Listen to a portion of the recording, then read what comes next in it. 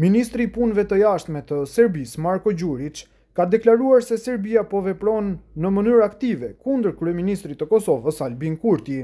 Ish jetuesi Agim Rexhepi në një prononcim për Bota Sot ka deklaruar se pohimi i Gjurić për veprime kundër Albin Kurtit nuk është i rastësishëm, por dëshmi e një qasjeje të vazhdueshme të Serbisë ndaj Kosovës. Rexhepi ka thënë se kjo reflekton përpjekjet sistematike të Beogradit për të minuar subjektivitetin ndërkombëtar të Kosovës përmes lobimit kundër antarësimit dhe njohjeve, si dhe duke e paraqitur Kurtin si faktor destabilizues në arenën ndërkombëtare.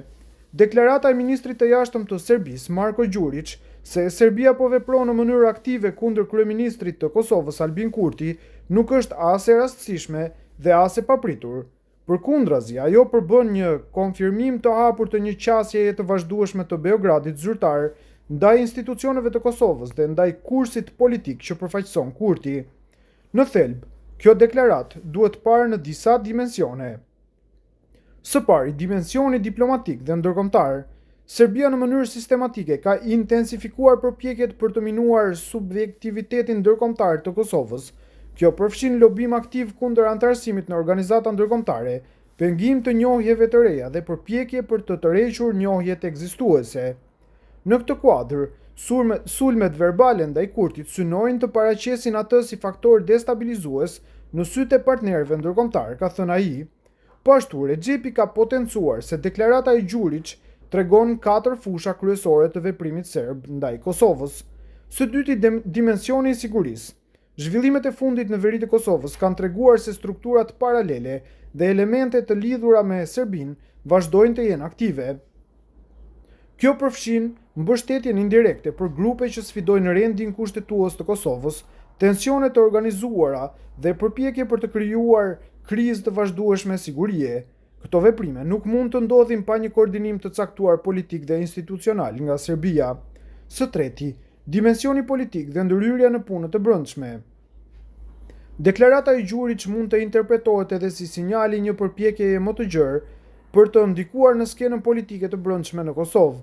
Kjo mund të manifestohet përmes mbështetjes së avokatëve dhe aktorëve të caktuar politik, propagandë mediatike, dezinformimit dhe tentativave për të delegjitimuar qeverinë aktuale.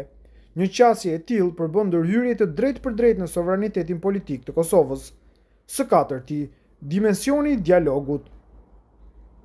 Këto deklarata ndikojnë drejtpërdrejtë në klimën e dialogut ndërmjet Kosovës dhe Serbisë, duke personalizuar konfliktin dhe duke targetuar Kurtin si individ.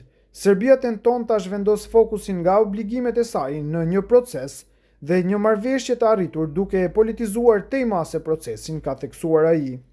Në fund, Rexhepi ka nënvizuar se deklarata e Gjurić nuk është thjesht retorik, por pjesë e një strategjie shtetërore për të sfiduar shtetësinë e Kosovës dhe për të dobësuar pozicionin e Albin Kurtit. Si përfundim, mund të themi se deklarata e Marko Gjurić nuk është thjesht retorik politike, por pjesë e një strategjie më të gjerë shtetërore. Ajo reflekton një vazhdimsi të qasjes së Serbisë për të sfiduar shtetësinë e Kosovës dhe për të dobësuar pozicionin e Albin Kurtit si përfaqësues i saj legjitim.